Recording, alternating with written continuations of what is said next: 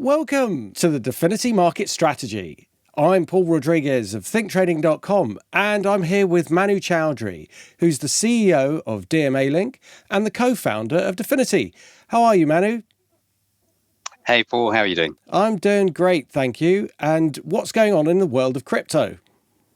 Good. So a lot of quite interesting things, some good, some bad. So on the positive front, there was an SEC filing that was released about a week ago that showed that Tesla are apparently opening the door to take Bitcoin as a means of payment again, which is interesting. So now hang on a minute. Before we say that, I assume that that Elon Musk had said some bad things about Bitcoin. Now it's going to be accepted. Has he been overruled? No, I don't think so. I think this was always part of the agenda, really. I think that if you think back to the moment in time where he became a bit of a Bitcoin bear because of the environmental issues, funnily enough, that was the same point in time that they were negotiating their new carbon credits and carbon trading system in the United States, which I believe has concluded. I see. But I think that even though it took me about 5 minutes to work out that 76% of all Bitcoin mining even, use renewable sources, apparently Tesla have just worked this out now. So again, probably just a coincidence, but yes. But Manu, you are known for your deep research as well, and huge resources that obviously dwarf Tesla's, so that's to be expected. Yeah, because I'm pretty sure they can't go into Google and type in what percentage of Bitcoin mining uses renewable sources. That level of in-depth, really granular research. Exactly. I don't know whether they have the resources. I'm sure he's busy. He's running 25 companies, so who knows? Yeah. So yes, the wording is a little vague. It does say May, so it doesn't necessarily mean it's going to happen immediately or necessarily anytime soon. But it opens the door for taking Bitcoin as a means of payment. Now, is this going to have any real impact on Bitcoin? No, not really. But it's a very good validation, I think, from Elon. I'm not sure whether people still value his opinion like they used to, but it's a validation nonetheless for a large corporation adopting this. And what it will probably lead others to do is follow suit and offer something very similar as well to those people purchasing their products. Yeah, I think. So I think also to be fair, sometimes the messages from CEOs can be misconstrued by the media and twisted and turned. So, I mean, I'm not saying he didn't say what he said, but it's sometimes we need to go right to the source and find out whether what he actually said, it may have been part of, quite a big presentation and they've just cherry picked it. So, but that's giving him the benefit of the doubt, really. Maybe, or maybe he smoked a big bag of weed like he did on the Joe Rogan show. Who the hell knows, right? Exactly.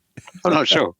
And if that's the case, then maybe he's in between eating bags of Doritos and tweeting at the same time. Who knows? But yeah, that's kind of positive news that we have with Tesla. Yeah. On the not so positive news, sadly, it goes back to my favorite person, Gary Gensler. Yeah. At the SEC. How is the Gary Gensler fan club going? The website and the fan club, is it good? Look, I have a huge amount of respect for Gary. He's a very smart guy. I have a huge amount of time for him. I don't like what he's doing, if I'm being honest. I really don't like what he's doing. And I think he's really damaging the credibility of the United States. Yeah. If that's possible. If that's possible. Yeah. I wonder whether foreign policy might have already done that anyway. But he's really damaged the credibility, which is a shame. And it upsets me. But anyway, so the Department of the Treasury, run by the delightful Janet Yellen, that wonderful personality that I love, has given the SEC the power to oversee stablecoins. Okay. Now, let's not forget, in the recent Senate testimony, where he was absolutely torn to shreds by Governor Toomey, essentially what Gary was unable to do was he was unable to explain how a stablecoin was a security. And they still haven't explained this, and I kind of maybe see the tenuous link, but it's tenuous. So if he can't explain it, he should just regulate it. That's it. Well, he doesn't need to. I don't think he needs to explain it to people like us. I mean, what do we know, right? So exactly. So essentially, so my tenuous understanding of this, or the really tenuous rationale, is if I have a stable coin, and if you have something like Tether with that, which has cash and cash equivalents. Cash equivalents is usually a euphemism for government bonds, short-dated government bonds. Yes, absolutely. But so that would then make the stablecoin a derivative? I don't think so. So let's say I wanted to open an account with you. Let's say that you were offering me foreign exchange trading, and I said, hey, I've got a whole bunch of UK government bonds, some US government bonds. I've got $1 million worth. Can I get 500,000 or 700,000 worth of trading limits? And you'd say, yes, of course, you're over collateralized. I would then trade FX. The FX that I trade is not a derivative of the fixed income securities, so nothing to do with it. Yeah. So I think they're conflating what is collateral and what is a derivative, which I think is a very, very odd thing to do. And it's very obvious this has been done for quite a different reason to the one that we're being shown in the mainstream media. Yeah, I mean, that's really interesting. Just as a point on that, I had read that when the stablecoins are created, they don't necessarily back them 100% either. So could it be that they are ending up like, you know, the fractional reserve ratios that banks have, and they don't obviously have cash for all the money that's in the account? Could that be a reason why they may need to look at what's going on behind these coins? If you're talking specifically about Tether, then yes, that is correct. There is a bit of asymmetry, which there should not be. It should be a one-for-one basis. If you're talking about something like USDC, they've been audited by, admittedly, Grant Thornton, who I'm not going to comment about, but nonetheless, they're not necessarily the most credible of accounting firms. But yeah, so they have been audited, and they have come forward and said that there is some degree of legitimacy. Tether, not so much. So potentially they have a whole bunch of random things like loans to Chinese corporates that kind of are probably going to default. So imagine a currency backed by a big bag of turds. That is Tether. Right. Okay. So you're not a fan then, I'm detecting. But having said that, doesn't that play into what they're trying to do? Aren't they kind of looking down the road and saying, look, these coins, that particular coin perhaps is not as it should be, or maybe investors don't understand it, so they're just thinking that perhaps they need to sort of step in and write some rules around it? I don't think that's the reason, really. I think this is more to do. I mean, if you look at some of the things that have happened the last week as well, in terms of making Tether adhere to the FATF protocol, so the travel rule. So essentially, if you have two counterparties that trade, if the transaction is greater than I believe $10,000, you have to report it to the IRS. So they're playing ball.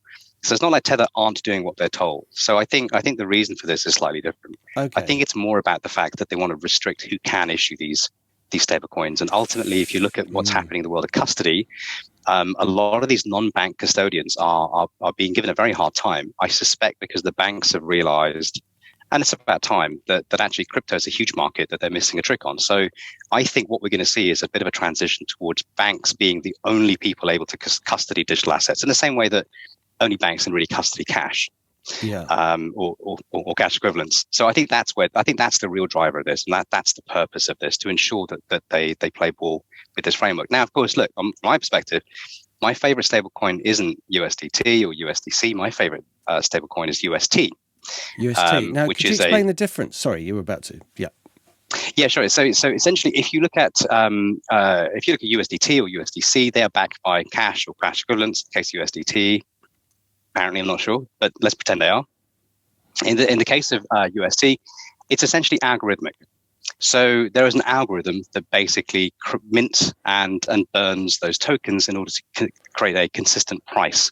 So it's pegged to the US dollar, but there is actually no direct connection or link. And it's quite smart the way they do this. So this UST is created by Terra, which is a South Korean corporation. And essentially what happens is that they have their own token called Luna.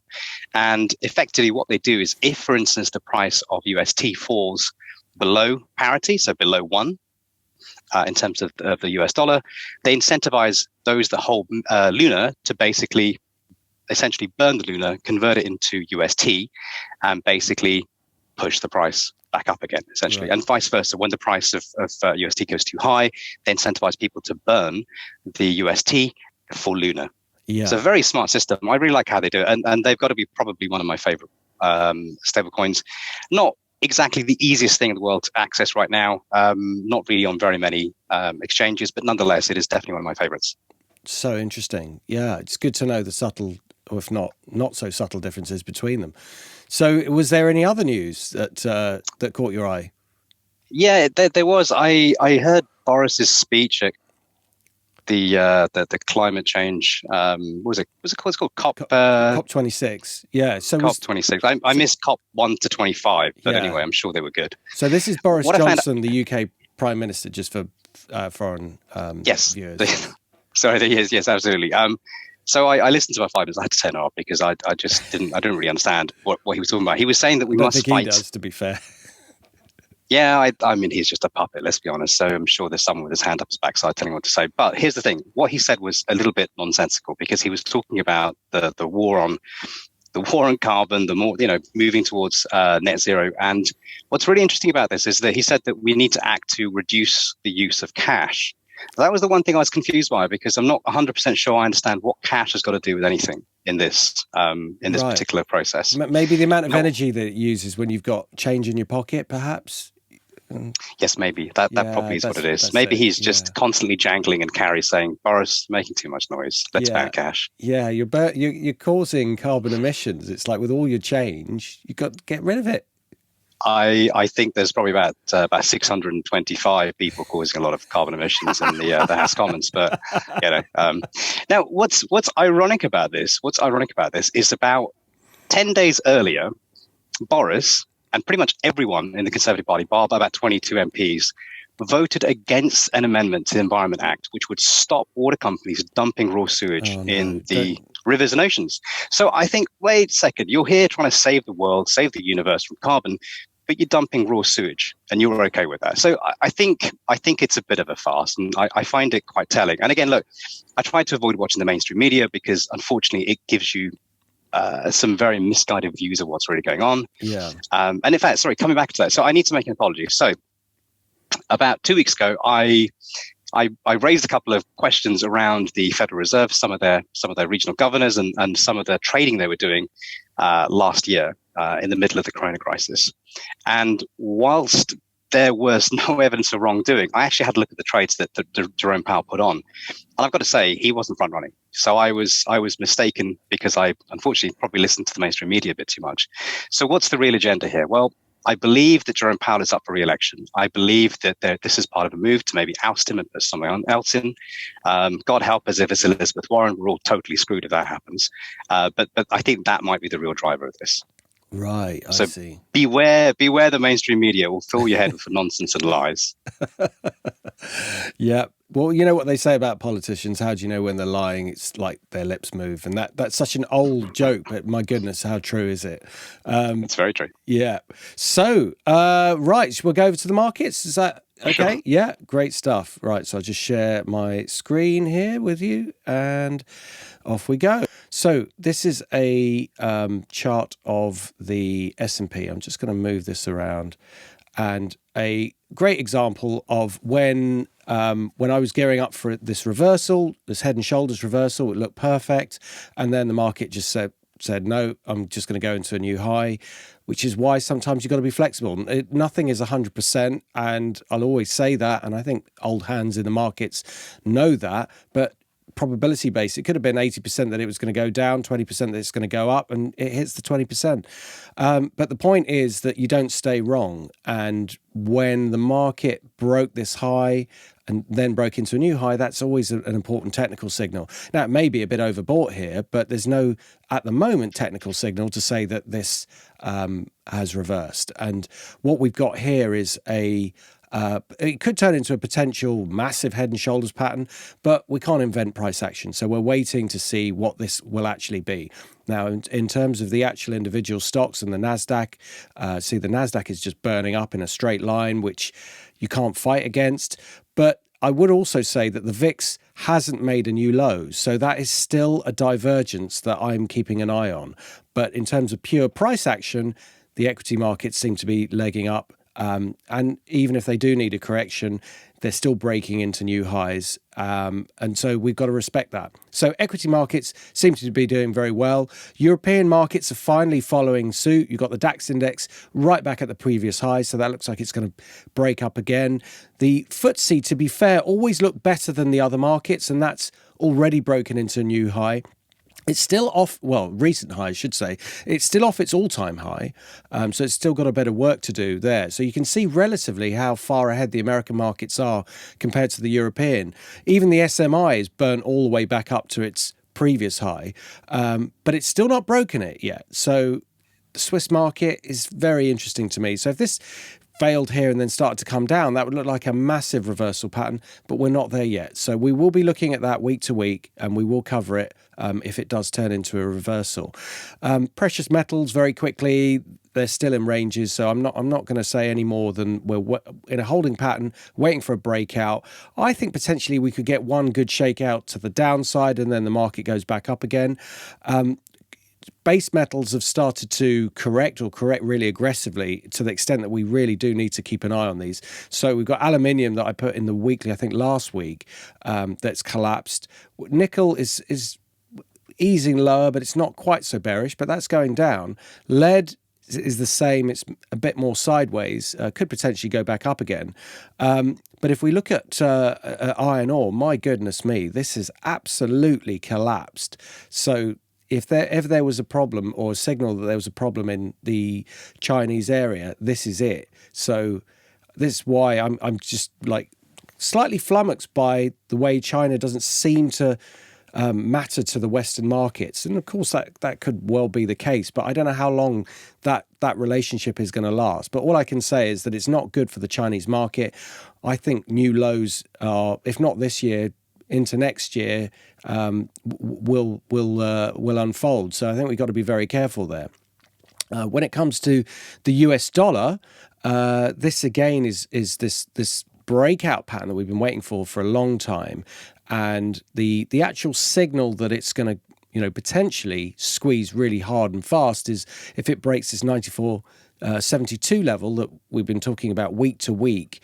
But either way, we've been bullish. We're expecting a move up towards the 96 area, possibly higher at the outside, but we'll take this one step at a time. So it's got this big barrier that it's been trying to break through, and it hasn't been able to so far. But this is looking good technically. It's right back up against it. So it just needs a bit of a push, and then if it takes that out, there'll be loads of stops that'll go, and it'll squeeze higher. And if you look at the euro against the US dollar, which is the euro is the biggest, one of the biggest weighted currencies in the dollar index, so it looks very similar. It looks like an inverse version of that. So if you don't think the other one looks bullish, this shouldn't look bearish, but it does. So this does look like it's going to go down. So it's mirrored very nicely. So a break of this low, which it's sitting on at the moment, can often produce like a big figure, two big figure move just to kick off this new trend. So given that we're right on it on this Friday as we're talking, it's worth keeping an eye on that. Now, when it comes to the cryptocurrencies, a dollar rise doesn't seem to make a lot of difference. So there doesn't seem to be much of a correlation between the two. So we'll see if there is a big surge in the dollar, whether it does push the cryptocurrencies down. But so far, it hasn't made that much difference. So, correlations change and things change. But for the moment, I'm not looking at that as a negative for the majors in the cryptocurrency space. Now, what's been going on with Bitcoin? Last week we talked about this upward trend and how the trend line broke and it's gone into a consolidation. It attempted to break into a new high. We had a trigger level which was just over 63,000, which it triggered and then dropped back in again. So it seems like we're in a consolidation, and the market needs to decide when it wants to start this new trend to the upside. Now, I was projecting some targets in our weekly, because once it goes into new highs, there's no natural resistance. So the prior high obviously is natural resistance, but when it goes into a new high, it's like, well, where do we call potential stopping points? And I say they are potential. There's no guarantee that they will actually stop at these levels. So I projected around 76,000 to be the next stopping point. And if it breaks through 76,000, we could well be looking at a move towards 120. So these are the potential big stopping points along the way. There's also one around 90,000. But I think if it gets through the 76 area, then it could easily, burn up, as the equity markets have been doing. But that doesn't mean that that's a guaranteed, and we still got to break out of this range, which is actually looking nicely triangular. So triangular constrictions are usually good interim consolidation patterns before the market breaks up. So this is all looking okay. Now, where it looks a little bit shaky is if it breaks 56,425, because that was this low spike here. And if it breaks that, it will make a double top type pattern and then perhaps bring it all the way back to this 53,554 level, which is what kicked off the trend in the first place. So we'd have to make sure it doesn't break that. That breaking that would weaken the strategy. It wouldn't end it. It would just mean that the market would go down before it goes up. So either way, I still think either towards the end of this year or in 2022, we will see 100,000 plus. It's literally how will it get there? And so far, the trends are looking pretty good. Now, if we look at Ethereum, Ethereum is a much cleaner chart. So it's a much smoother chart compared to Bitcoin. And this is a good sign. So it means that the market corrections are small, the trend is smooth, so there's not much volatility shaking people out. You'd expect a bit of a pause as it's broken into a new high. And also we were talking about rotations into altcoins, which has been going on as well. But yet again, this is a good trend. We can't fight it. Have to go with it, draw on a trend line, and as long as it stays within this upward trend line, the outlook is bullish. Now, I'd like to see it accelerate because it's going up at the same rate that it was when it was below the all-time high. So acceleration would be a good thing, just to show there's a bit of short covering, and to also draw it towards this 5,085 level, which is the next Fibonacci target that I'm looking at. So I think it should start moving by next week, maybe two. But if it keeps consolidating here, then the chances of a correction start to increase. But we're not at that point yet. So the Ethereum Bitcoin spread, which was one that I was expecting to break out here, but it didn't. It just went straight down, and now it's coming back up again. So it's coming up for another go. I still like this as a continuation pattern, even though it's gone on a little bit longer than it should have done. The main trend line is still far away from it, so it's still within acceptable parameters for this to be a continuation pattern. But it really does need to break out through this resistance. You can see it's massive resistance at 0.082. It failed here. And so if it gets through that, then a surge in Ethereum, I think Bitcoin will be going up at the same time. It's just that Ethereum will be leading the way. So that's to be seen. We're not close. We're close to it, but it's not. I don't think it's going to happen today or tomorrow. It's whether it happens in the next couple of weeks. But we're definitely keeping an eye on that. So Cardano. I think probably named after the Italian mathematician, but I'm not sure. I'd have to ask the developers who named it. This is really stuck in a range. I don't quite know why it is. I think we talked about it last week. It should have really moved by now. So it's getting a little concerning that it hasn't gone yet. I think I'm willing to give it one more week to break out. And if it doesn't, then the risk starts to turn to the downside. I don't think that this will be a bearish trend, because if everything else is moving up, I think this will get dragged up with it. But it should have gone by now. And any further delay risks a sort of correction to the downside before it then goes up. So that's in a holding pattern. Whereas if you look at DOT, which was something, Polkadot, that we were predicting a breakout, and again, it was one of our viewers that asked us to look at this, it's produced a fantastic trend. So this is the sort of thing we'd expect to see from a consolidation. It breaks out hard and fast, consolidates for a short term, then keeps going. And this is still going. So can only say go with the trend. The trend is your friend, as they say in the technical area. So Solana has traded, pretty much textbook when it comes to technical analysis. Symmetrical triangle, breakout, consolidation. It's continuing in this upward trend.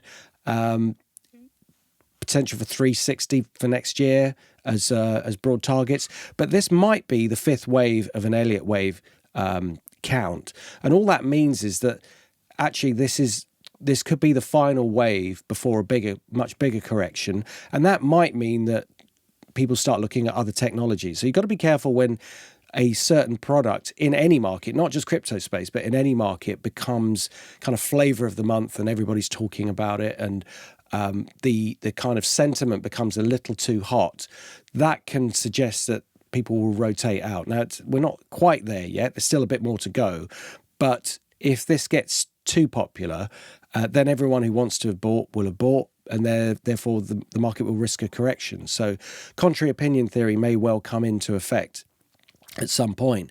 Matic is kind of caught between Solana, well, DOT, I suppose, and Cardano, in the sense that it's looking bullish, but I really would like this to accelerate a bit, because it's broken out. It's still consolidating. All looks fine technically. There's nothing wrong with this. It's just that within this week, I would like to see this trend extending and popping towards this previous all-time high. So it has broken out from its triangle, which is bullish, but it's done it rather slowly. So we'd like to see a bit of acceleration. This sort of price action is very good. So a nice sharp move to indicate it's impulsive, and people are, the market is properly buying it rather than it's just sort of drifting up. But either way, still looking good. So I think overall, to summarize, the crypto space is, in the majors, consolidating a little bit. Bitcoin more than Ethereum. Ethereum still looks broadly bullish because the volatility is low. There's still upward trends going on in all the other, most of the other altcoins, the most interesting ones. And I think it's steady as she goes. So back to you, Manu. Any final thoughts? So the only other thing I was going to say was just regarding Solana, really. So Solana is, one of its biggest backers is Jump Trading, the high-frequency hedge fund from Chicago. Okay. So I think there's some real substance to Solana. I like what they're doing. And again, look, I've been a huge Ethereum fan pretty much since I've been in crypto, and even I'm getting frustrated with the gas fees and the cost of minting NFTs. Solana's very easy, very cheap. So I think there's some decent upside potentially. Yes, indeed. And it's an interesting point you make about gas fees, because they are really expensive. And in some ways, I think that's a good thing, because it means that lots of people are using the system. In other ways, it's obviously not great when you're trying to trade something and it's costing a lot of money. And the great thing about technology is that, necessity is the mother of invention. So as soon as you see a potential there, that's where the market steps in. So Solana is that market. Do you think that there will be a time when Ethereum gas fees will drop? Do you think that's a possibility, or is it impossible because it's so popular? Is it a victim of its own success?